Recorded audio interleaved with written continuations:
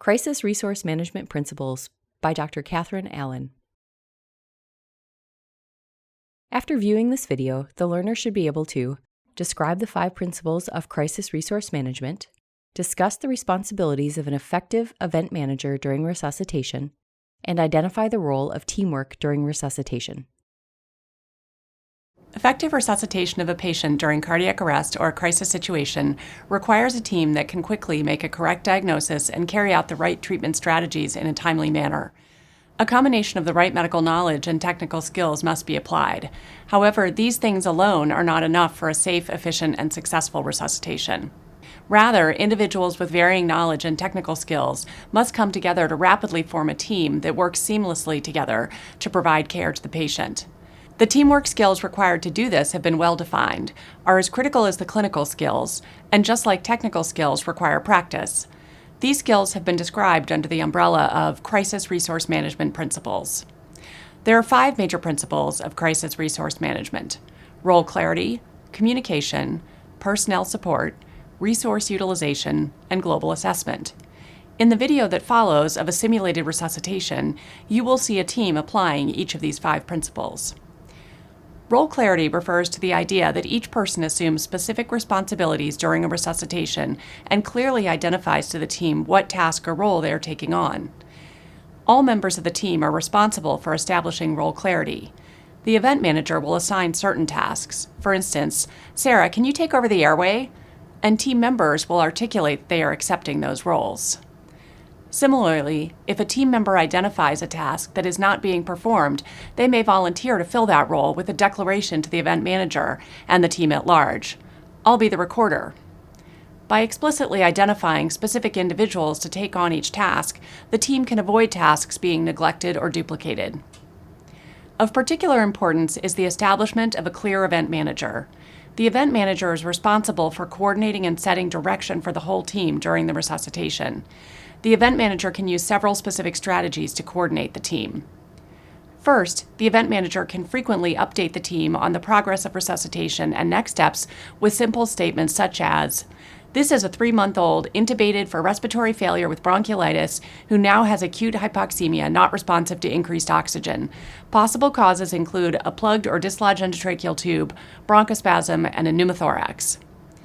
This simple statement helps establish a shared mental model among team members. It also allows other team members to contribute knowledge that will help the event manager and the team come to the correct diagnosis. For instance, after such a statement, a respiratory therapist might offer, "I'm having difficulty moving the chest with hand ventilation, and I don't have an end-tidal waveform. I think this is a blocked ET tube." Individual team members may hold key pieces of information that will help the team make an accurate diagnosis or treatment plan. The most effective event managers will empower team members to share information with simple statements such as, "Is there anything else I'm missing?" or "Does anyone else have any ideas? Please speak up at any time if you do." The event manager must maintain awareness of what is going on in all aspects of resuscitation at all times. To do this, they should avoid engaging in hands-on tasks such as intubation or line placement that may lead to fixation and limit their attention to other aspects of the resuscitation.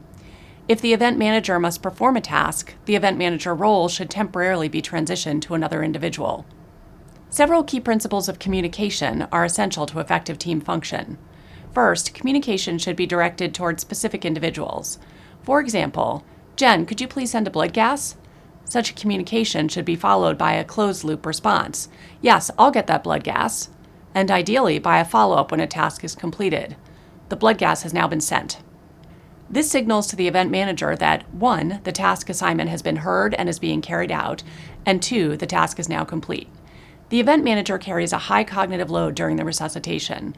By explicitly transferring some responsibility to other team members, the event manager can use less mental capacity tracking whether specific tasks are getting done and more energy identifying problems and critical next steps in the resuscitation. Closed-loop communication, as described, also helps prevent tasks from getting dropped because everyone thinks someone else is doing the job. Personnel support refers to the idea that you need to have the people who have the right knowledge and skills to resuscitate the patient.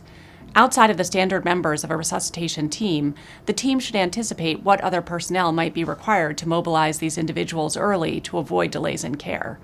Examples might include an anesthesiologist or otolaryngologist if a difficult airway is encountered, or a surgeon if ECMO might be needed.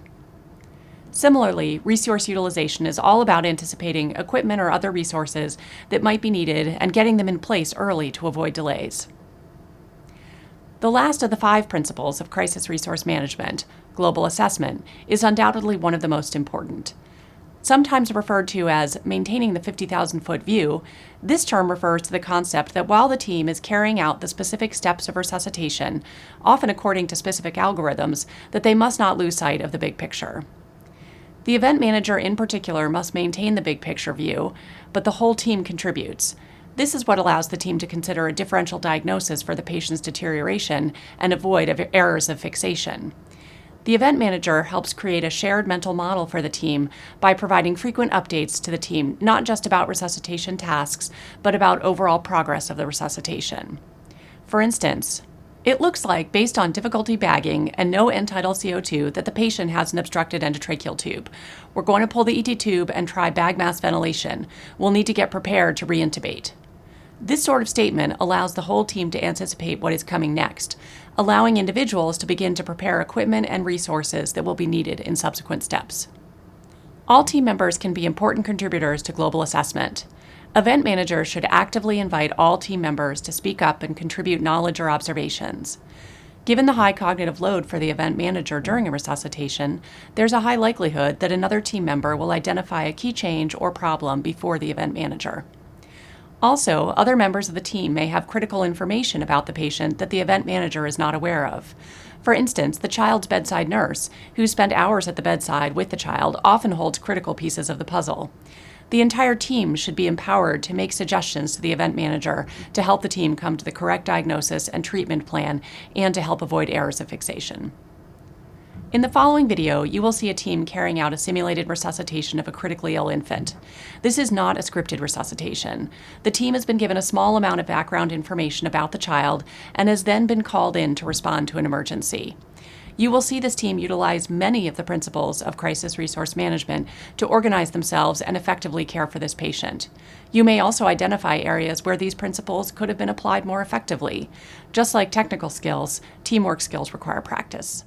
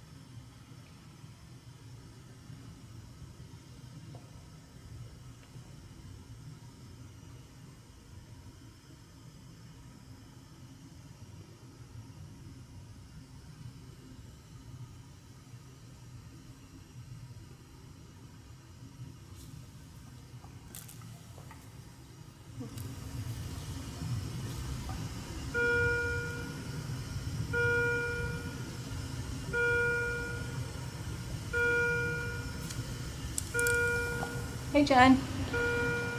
Hey, Simon, what's going on? Nothing. How you doing? Good, how are you? Good. Oh. Do you mind just seeing if we can suction? Yeah, absolutely. I don't have great lung sounds. Sure, I'll call respiratory too. Okay. I think I'll just start to bag. Thank you.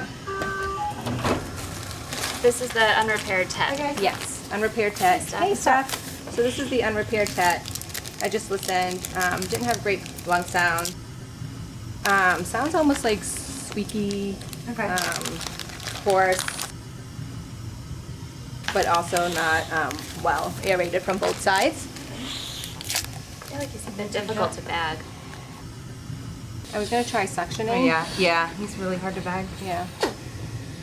I'm not sure if there's something like occluded, but Yeah. I'm starting to like fix that.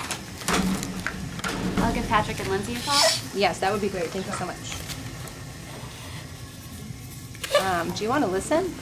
Yeah. Can you back for just a second while I listen? Yep.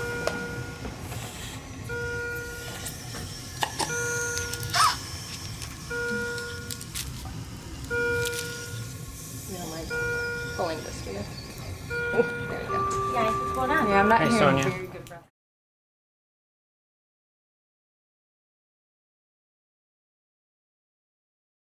Hearing very good breath sounds. So I didn't hear great breath sounds. Initially our stats were okay. This is the pre-op PET. Okay.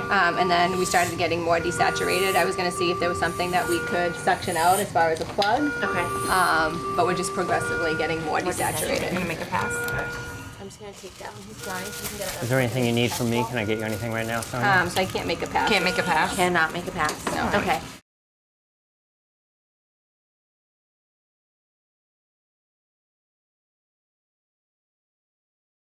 So I think that we're gonna work under the assumption that his endotracheal tube is blocked. So why don't we get some more sedation for him, and let's get stuff to reintubate. Let's get the rest of the team in here. Let's call the. I'm gonna pull this tube because I'm not getting. Charge nurse. Do we have a mask? Yep. Yep. You have a mask. You can go ahead and hit the button. Okay. Here's fentanyl. Can we get the head of the bed down? Okay. Yep. Turn the bed down. Still has a heart it. rate, still has an okay blood pressure for the moment. Your heart rate's dropping right now. I have fentanyl and Beck right here. Yeah. So what happened was Why don't we get the they cart were ready? suctioning. Trish, if you could be ready I'm gonna give a dose of to morphine. Lindsay, document if it becomes Please give her a dose of necessary. morphine. Oh, fentanyl or morphine. Jason, if anything changes, we'll have you Looks like there's something in assist at the bed with compressions or anything else that you need. Desaturated. I'm still not getting good air entry. Okay. Very hard to 4 pass. 4.5 kilograms. kilos is the patient's weight. Thank you. We're getting better chest wall movement now that we've pulled the endotracheal tube. I just gave a dose of fentanyl, Peter. Can we have I have a dose of paralytic oral here, too. endotracheal tube? Yeah. Okay, so- Regular one, 4 please. endotracheal tube. So just from where I'm standing then, it looks like primary desaturation or primary, what was the problem first? Primary desaturation, but when I listened, I couldn't hear good breath sounds to begin Okay, with. either So side. both. Okay, and our heart rate's starting to fall now and get the that's board? still falling. Sorry, thank you. Let me get out of the way. Dr. Alexander, to organize the room real quick, Sonia's gave at it- the bedside. I'm in charge. Jason's going to begin compressions if necessary now. Okay, thank you very much. I just gave a dose of fentanyl. Would you like me to give paralytic just to take him out of the picture? Oh, yes, Yeah. please. Yeah, so Okay. what you've got rock? I gave Vec. Okay, good. So 1 per kilo of Vec in. How much fentanyl? I gave 5 per kilo of fentanyl. Okay, thank you. You're beginning to drop around, Joining correct? Yeah. And anything else they would need to I'm sorry? prepare for intubation. You're trying to build for a pulse? They have There was a given pulse there when I sedation first and they've started. given Vec, so they And should be there's a fine pulse with there. those doses It's for a definitely while. starting to Focus weaken, on but there is a around pulse. code Okay. So our blood pressure is also a little bit low. Do you want to give a dose of epi, just 1 per kilo for now? Bring the blood pressure up. Do you have a dose of epinephrine? Sure. So just give 1 per kilo of epinephrine for now, please, and maybe some calcium if you got it. So Okay. Sarah, can I have a dose of calcium too with that epi, please? And technically it's bradycardia, so we could use. We still have good pulses. You want me to start compressions? Oh yeah, sorry, our blood pressure's fallen since our last look. I think we probably should start preparing if you don't mind. And Lindsay, are you preparing to Trish, we're starting reintubate? compression. Yes, I asked for a 4.0 endotracheal tube, which was in place prior, a Miller 1 blade, a stylet, and some lube. This is 1 mic per kilo of epi. So now that we're doing You want a CPR, we co-dose? should give co-dose. Okay. I beg your pardon, I'm sorry. That's okay. Nope. So this is 10 mics per kilo. Lindsay's of epi, asked for 4 intubation cc's. equipment. Has anyone got? I have intubation equipment, I just need a Yank-Hauer suction now. I gave a co-dose of epi. And we're doing CPR on a pre-op cardiac patient. We should let the ECMO and cardiac surgical teams know, please. Great, we'll Do you have them the paged. epi or you want the epi? I have epi. Thank you.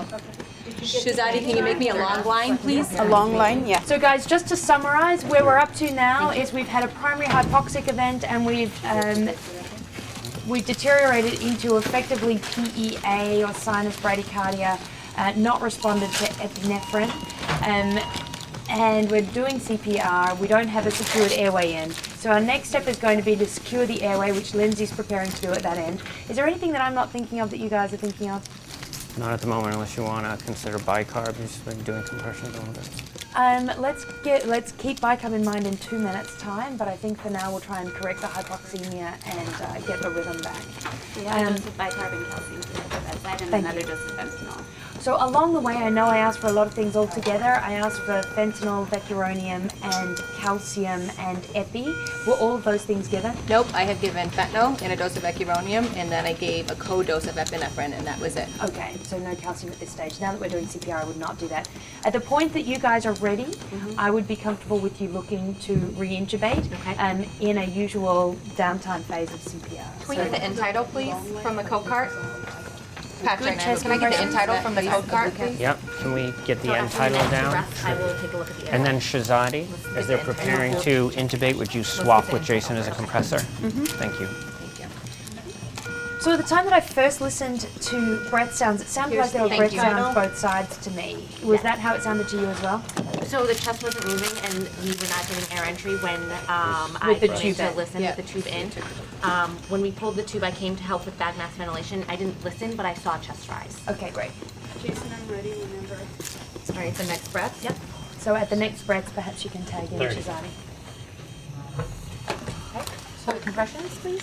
You want to do a... I So do the have a rhythm pulse. is sinus bradycardia. Yeah, and I do have a pulse. Okay. Bradycardia. Can I get a little bit of cricord? I have the epiglottis. I don't have a great view of the chords. Trish, will you let us know when it's been time since we've given the last dose of epi? I saw the tube pass through the chords. Thank you. So that's good chest rise and fall. And we're just looking for an end title there, and we've got an end And title. title is coming. There we go. Great. Sorry, Shazadi. Thank you. Our heart rate's still only 40 though, so you should probably go back to doing chest compression. Sorry, Shazadi, I was hoping that might come up. How long's it been since we gave epi? How deep are you? 3 minutes. 3 minutes, so we could give another dose of epi at this stage, I have that coming please. right now. 100 times a minute, please, Shazadi, for the... 10 mics per kilo. Thank you. Trish, I'm giving that So dose of epi. It's 10 mics per kilo. So it looks like our rhythm's changed. You should keep going, Shazadi, for now, unless the patient shows signs of life, which will be hard since we've muscle relaxed it. But just looking at the monitor, we've certainly got an improved organised rhythm that looks sinus, although sinus brady. Our stats have improved since intubation ventilation, and blood pressure is improved. So at the 2 minute mark, I'll get you to stop, Shazadi. Shazadi, let me know if you need to change. Okay. And Sarah, can I get some ET tube tape, please? Sure. Okay, why don't you stop for now for a sec? We'll do a rhythm check. Okay, so I've got a good pulse. We're deoxygenated, but we've got adequate blood pressure. Let's get the tube secured, and at that point we can look at, have you got norepi or phenylephrine in line? I do We not can have either one. we can have those made. Okay, so let's get those ready to go, but it looks like our stats have actually improved as well. Thanks for watching this video about crisis resource management skills. The team you just watched performed a simulated resuscitation using techniques such as closed-loop communication, frequent updates on tasks, and clear assignment of roles. There was a clear event manager who directed the resuscitation and organized the team, while inviting and accepting input from all team members. These skills require practice as a team, but once mastered, can significantly improve the way a team performs a resuscitation. Please help us improve the content by providing us with some feedback.